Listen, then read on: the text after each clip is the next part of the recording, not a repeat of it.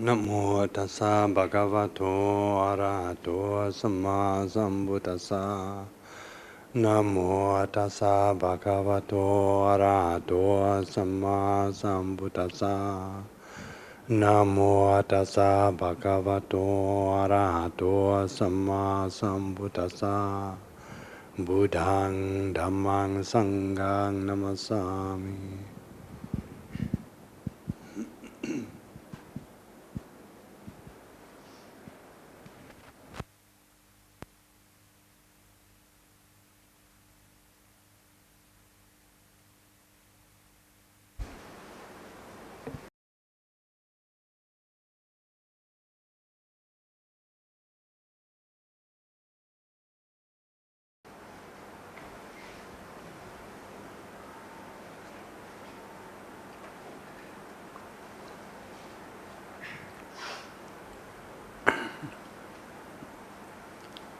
This evening we come together to practice the Dhamma.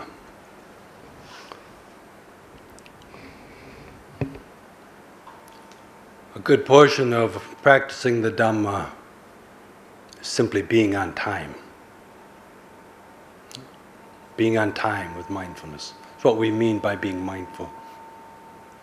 Getting mindfulness up to speed. Mindfulness is like the conveyor, that which conveys the wisdom that we do have to be applied in the present moment. So that's why we can practice all day long, every day. Every moment there's an opportunity to check. Is our mindfulness quick enough? Are we on time? A thought arises, we're sitting in meditation. The instructions are very simple. Thoughts arise. Thoughts are not the enemy, but if we're not on time, then we can get carried away. Our attention becomes carried away down some relatively meaningless or petty road, or leading into defilements, or simply circling around in worry that wastes our mental energy, makes us tired. So mindfulness is being there in time when something arises, a worry arises, recognizing that's just a worry. It's just a worry. And then letting it go. And it may come up again, but then you're on time. And then you let it go. Sometimes it takes 5 minutes, 10 minutes, 15 minutes. So, not on time. Not quite quick enough. But it's all right. As we all start that way, and then we get better. Yeah? Start with getting lost in thought for 15 minutes, then remembering, right, am I breathing in or am I breathing out? And then with practice, get down to, sometimes we get lost in thought for 5 minutes. Catch ourselves. As we get better, if we get lost in thought for even a few seconds, maybe 10 seconds, think, I was pretty slow. I lost my mindfulness for 10 seconds. I really need to do better than that. So that as soon as a thought arises, say, boop. If you need to tell yourself something, and if you need to emphasize it, you can say, a thought is merely a thought. It's just a thought. But usually by that time, then we're experienced enough to know. As soon as a thought arises, we can recognize it pretty quickly. Does this have the flavor of the wholesome or the flavor of the unwholesome? When we're meditating, unless we're doing a contemplation, even thoughts about wholesome things can be a distraction. If the purpose of the meditation is simply to be with the breath, that's our object, then even other wholesome things can draw our attention away. So to develop enough discipline to be systematic. Thought arises, and you just know it straight away. And also as you get to really appreciate the beauty and the pleasantness of being with the breath, how nice it feels, how grounded and peaceful it feels to be centered and balanced, then it's pretty obvious that when a thought carries our attention away, that it's unpleasant. So, why am I thinking about that? Why bother thinking about tomorrow when the present moment is so pleasant?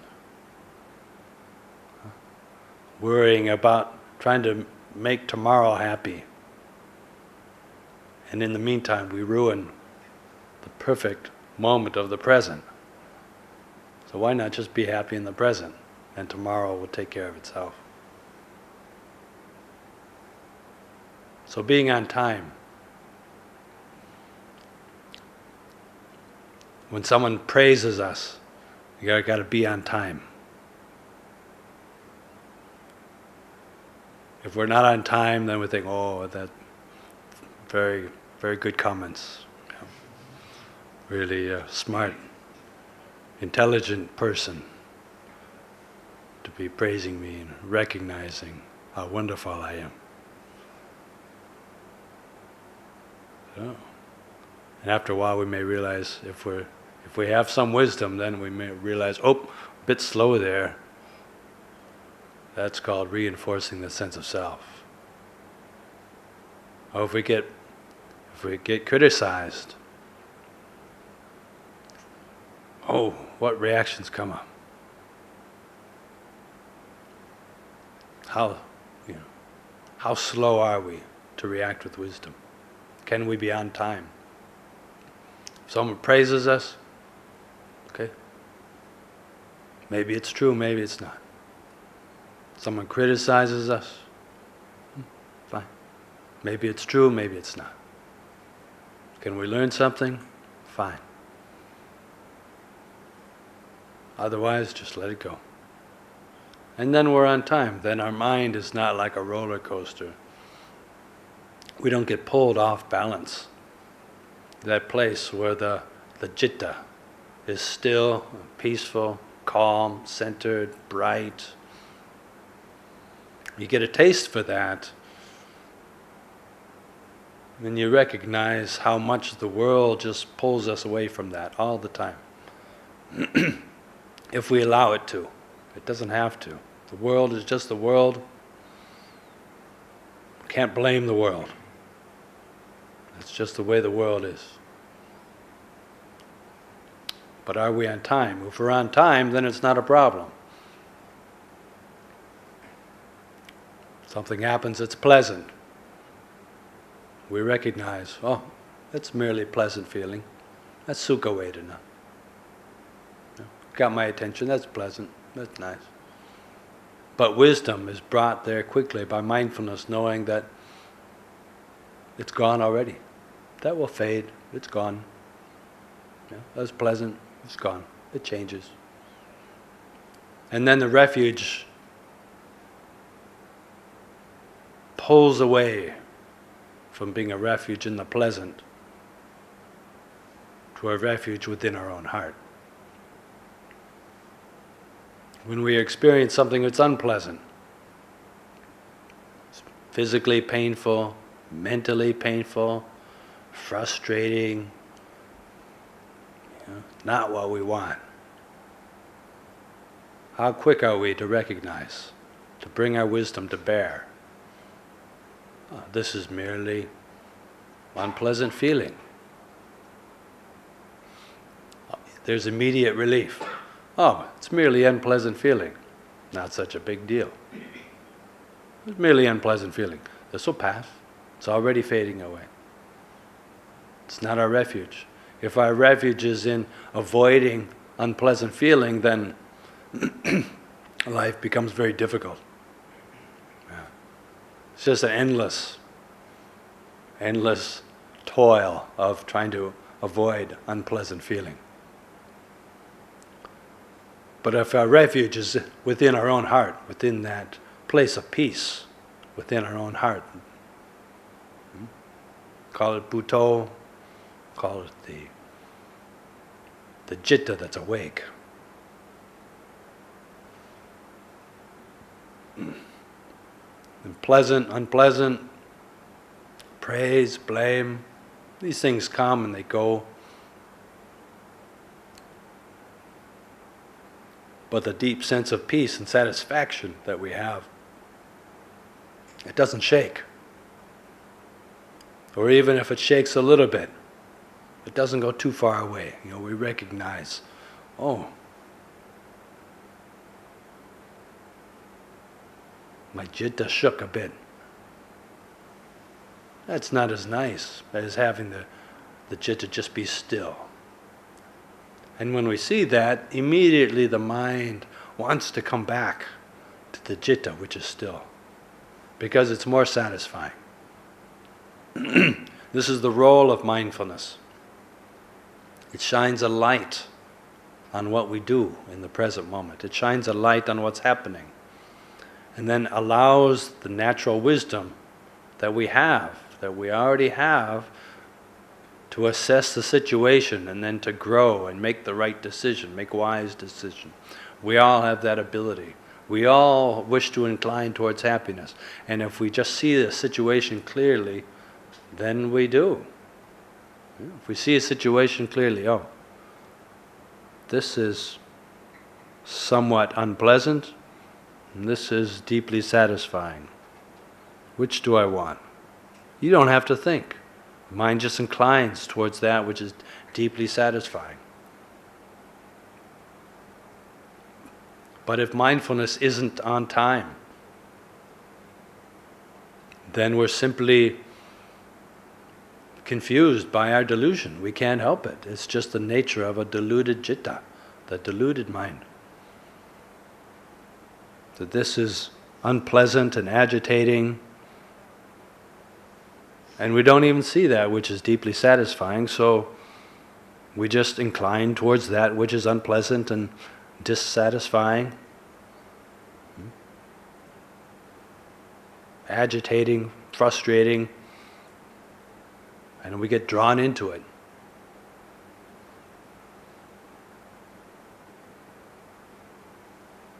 Until eventually it's too frustrating, and then we say, oh, we got to stop, got to find a better way than this.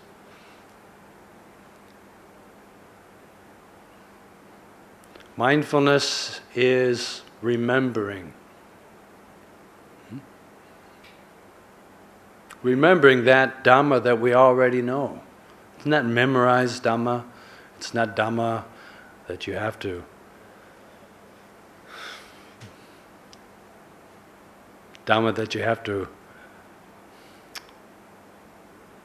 regurgitate like a student taking a test in school.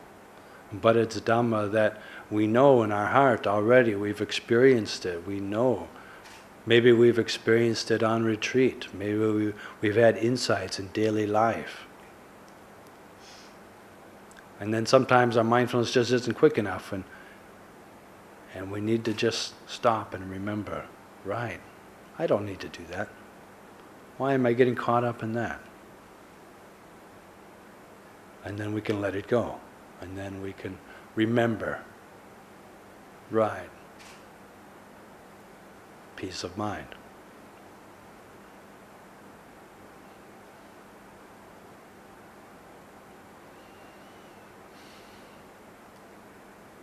It's been many years since I've been back here to Malaysia.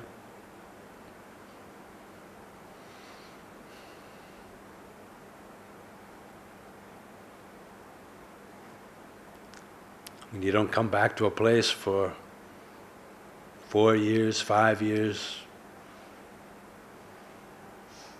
aging becomes obvious. Not in any of you, of course. I'm merely speaking about myself.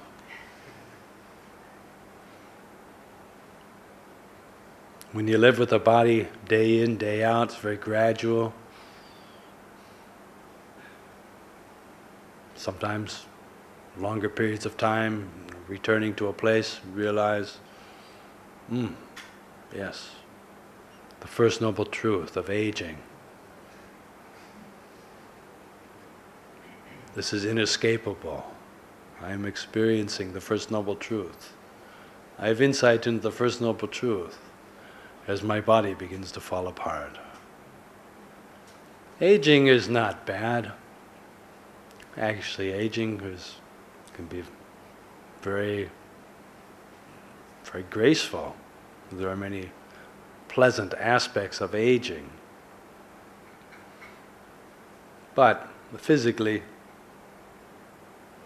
it's kind of a hassle. It's one of those things that if mindfulness is on time,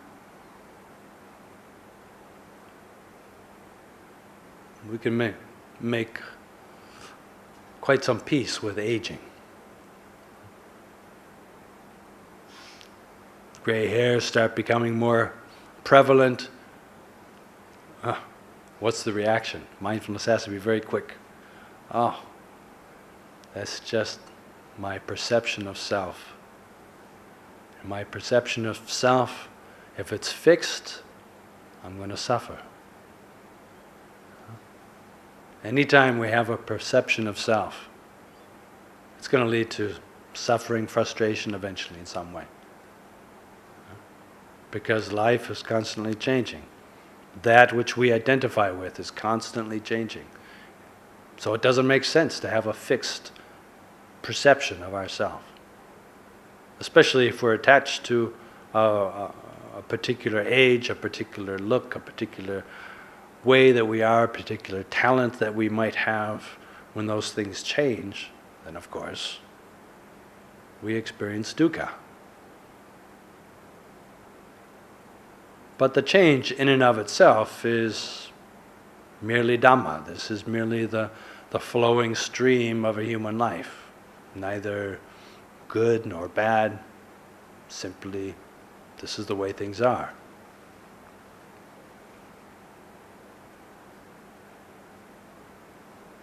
But aging is very good for practicing Dhamma. Very good.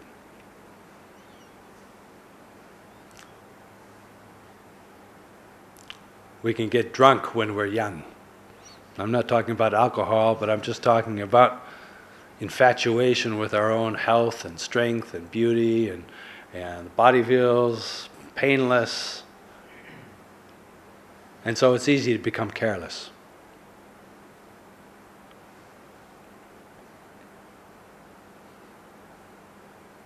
It's one reason why Lumpur Cha and so many of the other forest masters would really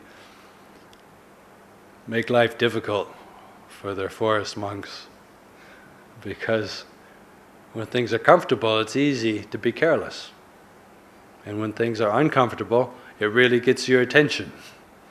Really gets your attention. You really have to be mindful. You really have to be on time with mindfulness. How, this is unpleasant. How am I not going to suffer?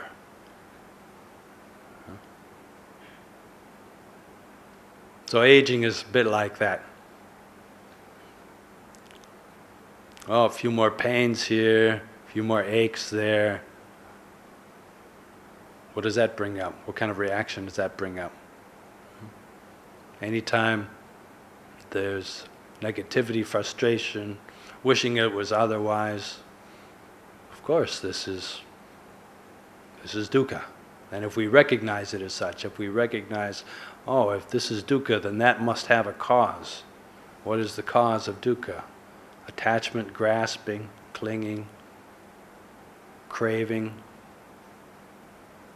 Are we craving for it to be different? Are we grasping at a perception of self that no longer exists?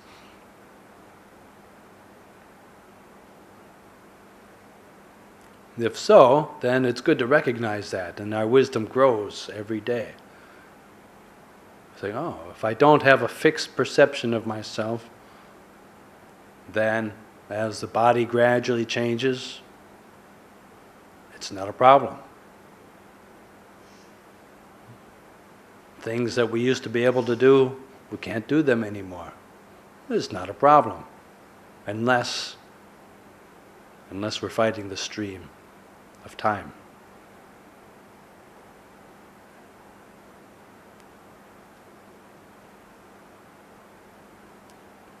So being on time. Every time we see something, are we aware that we're seeing? Seeing is merely seeing. That's when mindfulness becomes very quick. Seeing, hearing, smelling, tasting, touching, and cognizing. As soon as we see something, very quickly, a sense of self arises. Boom, I am seeing. I am seeing that. I am seeing you. I am seeing this. With every time we open our eyes, almost, we're reinforcing our sense of self, who we think we are, what we identify with. So mindfulness has to be very quick. Just as seeing, they're seeing. Seeing is a natural function. And if the sense of self arises, well, then we're on time to recognize that. That's a conditioned reaction, but very deeply held. But also that's something we add to the flow of nature. So that's something we can recognize as well. There's seeing. Does a sense of self arise? Oh, there's a sense of self. I recognize it. But it doesn't have to be there. That's something that arises on top of nature, in addition to nature. And when you hear something, pleasant, unpleasant, I like that, I don't like that. I am hearing, I'm the one who's hearing. Again, a sense of self arises. Every time we have sense contact, tasting, oh, this food is delicious. I like this food. Oh, I don't like that food. I made this food.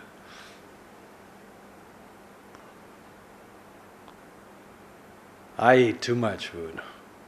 I'm hungry. Right? All of this just reinforces the sense of self, me and mine.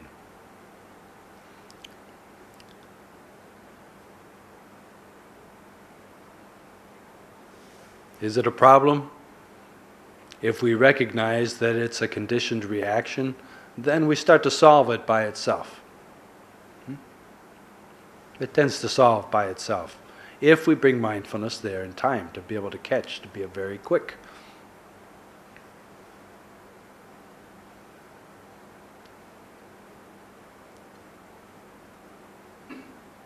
As we sit in one position on the floor, cross-legged for longer and longer, then you start to experience dukkha, aches, pains, discomfort, wish to change posture, wish that the body would only experience pleasant feelings.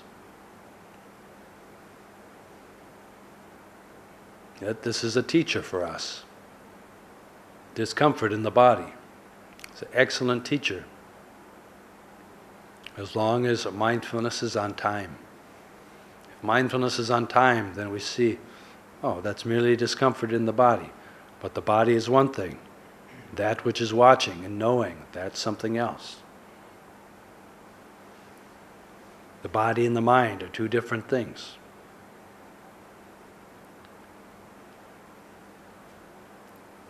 When mindfulness is not on time, then it all gets pushed together into one ball of tightness, and it just feels like I hurt. There's identification, there's physical pain, there's mental pain, dissatisfaction, all rolled into one. And then we don't have the opportunity to learn from it. We miss the opportunity. So again, mindfulness then has to rush to the rescue and be on time and say, oh, we've missed that opportunity. In the past, I've had insights when I've had aches and pains in my body. Why they're sitting meditation when we're sick, or just through the inevitable aches and pains of old age. So then we need to remind ourselves, right, this is my teacher. My body is my teacher as it gradually changes. So when mindfulness is on time, then we have innumerable opportunities to learn every day. Every time we open our eyes and see, every time we hear something, every time we eat something, every time we smell, every time we experience pleasant or unpleasant sensations in the body. Opportunity for developing wisdom, to recognizing, are we peaceful or are we not? To what degree are we peaceful? What are the causes for being peaceful? What are the causes for being unpeaceful? What changes can we make? Make wise choices that then gradually incline towards the mind becoming more peaceful.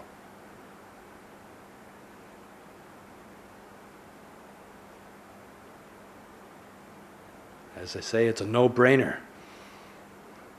As thoughts gradually decrease. Because you don't need to think about it. You don't need to overthink things. You just see things clearly and allow our natural wisdom to make the right choice. Incline the mind towards that which is peaceful. And then when it comes time to die, if you've been practicing mindfulness, being on time your whole life, and when it comes time to die, it's a very important time not to be late. I want to be on time. So I offer this for your reflection this evening.